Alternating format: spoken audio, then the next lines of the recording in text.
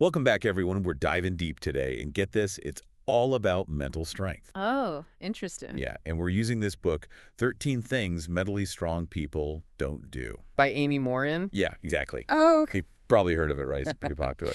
But we're going beyond just, like, the basics.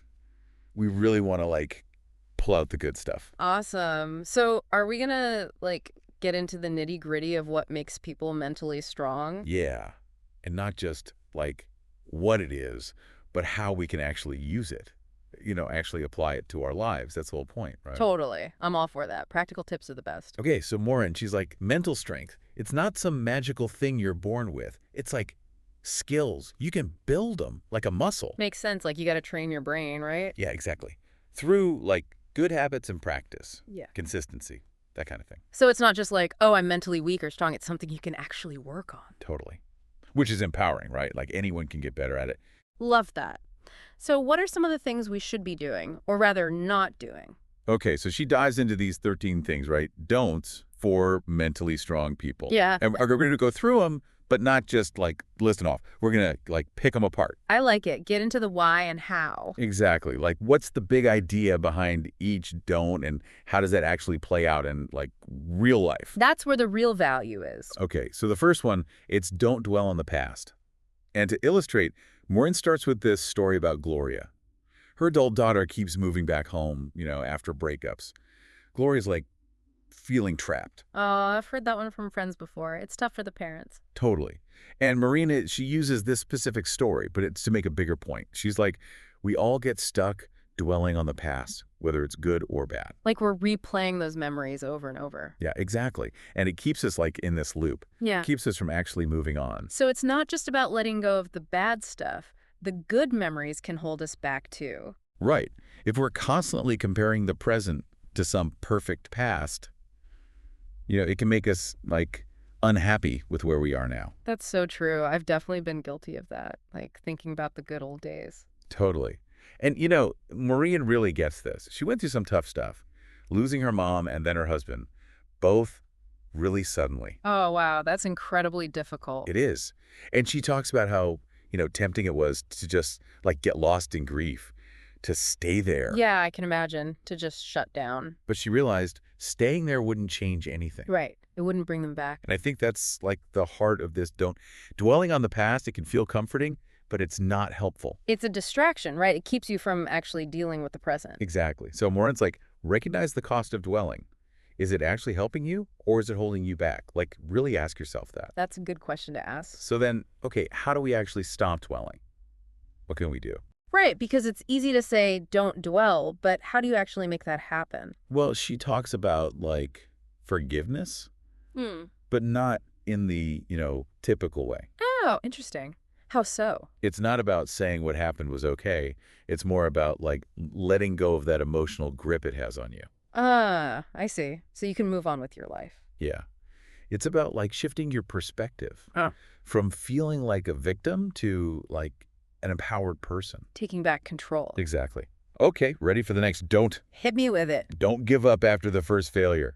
And, oh, man, this one, like, resonates with me so much. Well, yeah, I mean, who hasn't failed at something? It's part of life. Right. And Marin, she doesn't just, like, give us these empty pep talks. She uses this example of, like, Roland Macy. Oh, the Macy's guy. Yeah.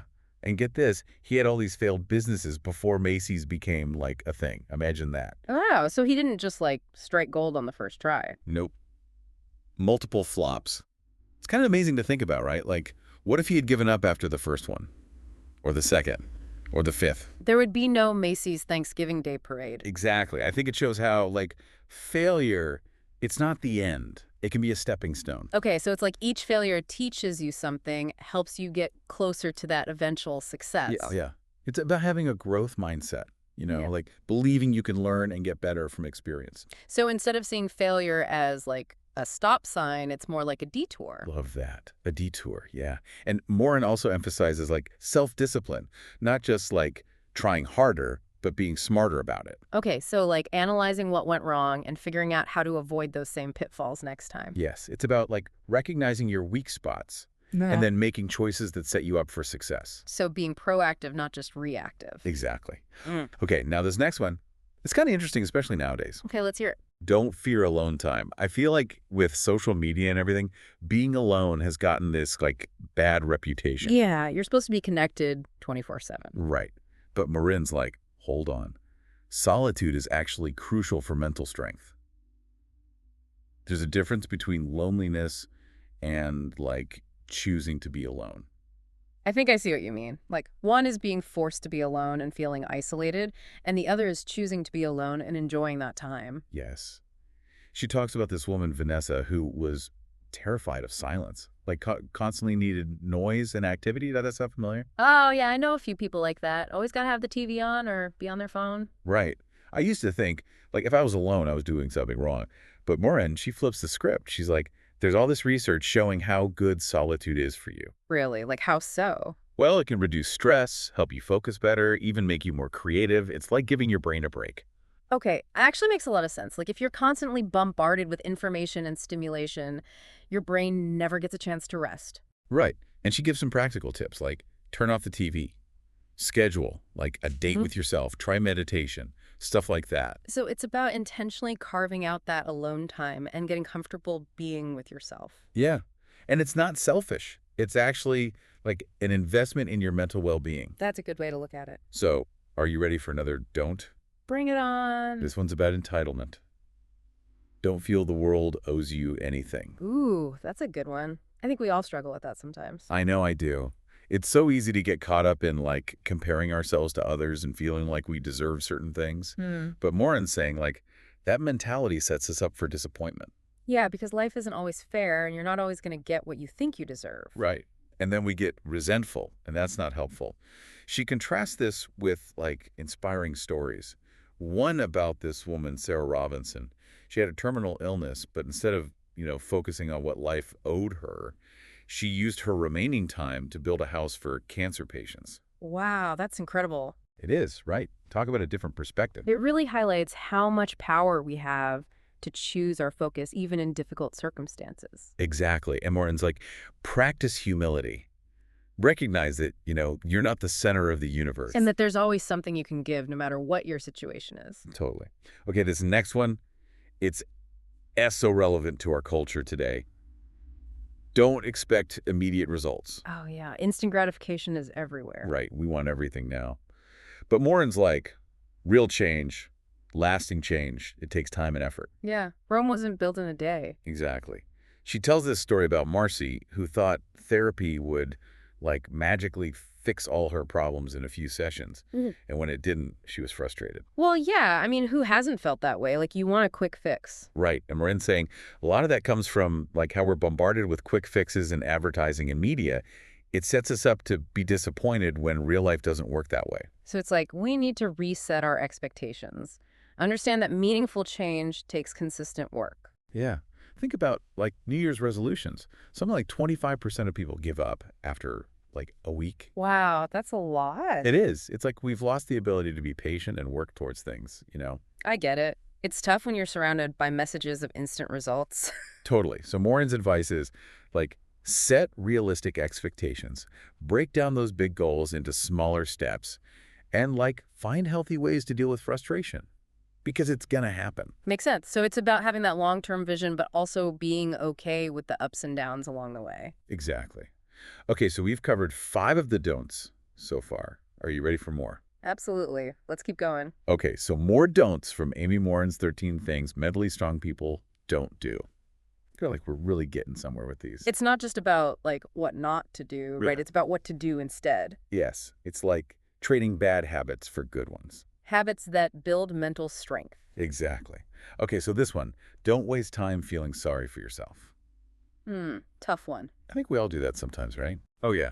Life gets hard. You're just like, ugh, why me? Totally. But more in saying mentally strong people, they don't get stuck there. So it's okay to feel sad or frustrated, but you don't, like, let those feelings take over. Yeah, it's about acknowledging those feelings, but not letting them control you.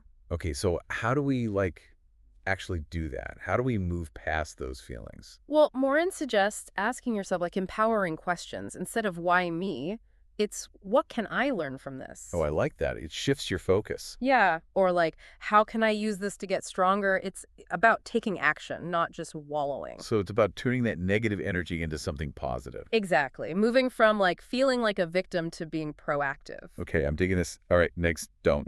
This one sounds kind of mysterious. Okay, lay it on me. Don't give away your power.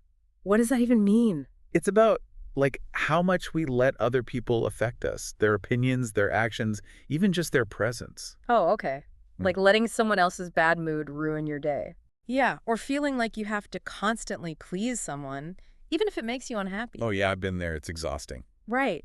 It drains your energy. So Marin talks about setting boundaries, being assertive. But that doesn't mean, like, being mean, right? No, it's about communicating your needs respectfully but firmly, like standing up for yourself. So you can still have good relationships, but you're not letting people walk all over you. Exactly. You're in control of your own emotions, your own responses. Okay, this is making me think about all sorts of things. All right, next one. Don't shy away from change. Uh-oh, Change can be scary. for sure. But, I mean, it's inevitable, right? Life is constantly changing. And Marin's saying mentally strong people, they see change as an opportunity. Okay, so not just something to be scared of, but like a chance to grow. Exactly. She gives this amazing example, Mary Deming. She lost both her parents when she was young. Oh, wow, that's awful. It is. But instead of letting that tragedy define her, she channeled her grief into starting a nonprofit. That's incredible. Right. It shows how, even in the face of huge loss, we can choose how we respond. So it's about finding meaning, even in the tough times. And Marin emphasizes the importance of managing our thoughts about change, like those negative, fearful thoughts. Yeah, those can really hold you back. So it's about challenging those fears, focusing on the potential benefits. What could you gain from this change? It's like that saying, get comfortable with being uncomfortable. Exactly. That's where the growth happens. Okay, ready for another don't? Bring it on. This one might seem counterintuitive. Don't resent other people's success. Ooh, that's a tough one. Especially in today's world, right? Social media makes it so easy to compare ourselves to others. Totally. You see everyone's highlight reel and it's like, ugh, why not me? But Morin says mentally strong people, they don't waste time on that. Okay, so instead of feeling resentful, what do? They actually use other people's success as motivation. Like, Yeah. if they can do it, maybe I can too. Oh, interesting. So it's like shifting your perspective. Instead of seeing it as competition, it's inspiration. It shows you what's possible. I like that. It's a more like collaborative mindset. Exactly. And Morin uses Herb Brooks as an example. He was the coach of the U.S. hockey team that beat the Soviets in the 1980 Olympics. Oh, yeah, the Miracle on Ice. That was amazing. And, years before that, Brooks himself was cut from the Olympic team. He could have been bitter. But he didn't let that stop him. He used it to fuel his success. Exactly. And that ties into the next don't. Don't fear taking calculated risks. Okay, so not just like being reckless. No, it's about understanding that growth requires stepping outside of your comfort zone. Yeah, you got to take some chances to achieve big things, right? And Marin acknowledges that risk-taking can be scary. She talks about Dale, a teacher who wanted to start his own business but was terrified of failing. Because he had failed before. Yeah, he had a financial setback and it made him super cautious. Oh, I get that. You don't want to repeat those mistakes. Right. But sometimes those past experiences can hold us back from taking risks that could lead to amazing things. So it's about finding that balance, right, between being cautious and being, like, paralyzed by fear. Exactly. Dale eventually took the leap and started his business, but it took work to overcome that fear. Okay, last don't for this section. This one seems pretty straightforward. All right, what is it? Don't make the same mistakes over and over again. Seems obvious, right? You'd think so, but we all have those patterns we fall into, even when we know they're not good for us. It's like we're on autopilot sometimes. Morin tells this story about Christy, a mom who kept yelling at her kids, even though she knew it wasn't effective. Oh, I think a lot of parents can relate to that. Totally. And it left Christy feeling guilty and frustrated. But she was able to break the cycle. Oh. By figuring out what triggered her to yell, finding other ways to cope with those stressful moments, and then, practicing those new strategies consistently. So it wasn't like a quick fix, but she was able to change? Yeah, it takes effort and awareness. Morin also talks about Milton Hershey. The chocolate guy. Yeah. He had so many failures before he finally found success. But he kept learning from his mistakes, adapting. He didn't just give up. He kept going. Exactly. And that's what mental strength is all about. It's not about being perfect. It's about being resilient. So it's like all these don'ts, Yeah. they're really about building that resilience, learning how to navigate the challenges that life throws at us. Yeah. And it's not about being emotionless or stoic.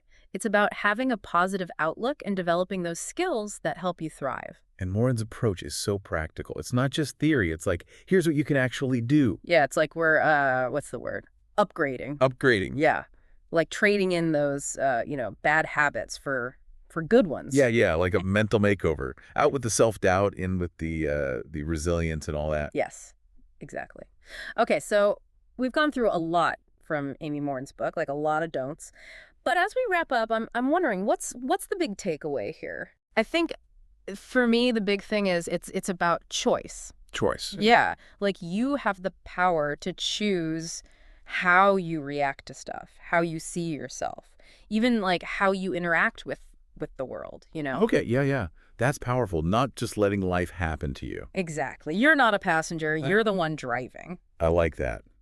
But how do we, actually do that? Like, actually put these don'ts into practice? Well, that's the cool thing about Morin's book. She doesn't just tell you what not to do. She gives you actual tools. Okay, so it's not just like a bunch of vague ideas. It's practical stuff. Yeah, it's like, okay, here's some things you can actually try. Small changes over time. So it's not about this huge overnight transformation. It's about building those mental muscles gradually. Exactly. It's a process. Yeah. What was the most useful thing for you from all this? I think for me, it's the self-awareness part. Like, you have to first see those patterns. Oh, yeah, the stuff that's holding you back. Yeah. Those automatic thoughts, reactions. Yeah. And then you can ask yourself, is this actually helpful? Right. It's like shining a light on those hidden things. And then you can actually choose to do something different. Exactly. Yeah. So I think that's a good question for everyone listening. How can you use this stuff? Like, what's one small thing you can change today? Yeah. To start building that mental strength. It doesn't have to be huge. It's just getting started. Could be like spending a few minutes alone each day, Huh. or practicing gratitude, or even just noticing those negative thoughts. Yeah, just that awareness is a big step. And then you keep building on it, one step at a time. Exactly. It's a journey, right? Totally. And with every challenge, every little win, you get a little bit stronger. That's encouraging. Okay, so that was our deep dive into mental strength with Amy Morin's book. Definitely recommend checking it out, folks. So lots of great stuff in there. Yeah. And remember, you have the power to face those challenges, to Yeah. grow. You got this. Until next time, stay curious, everyone.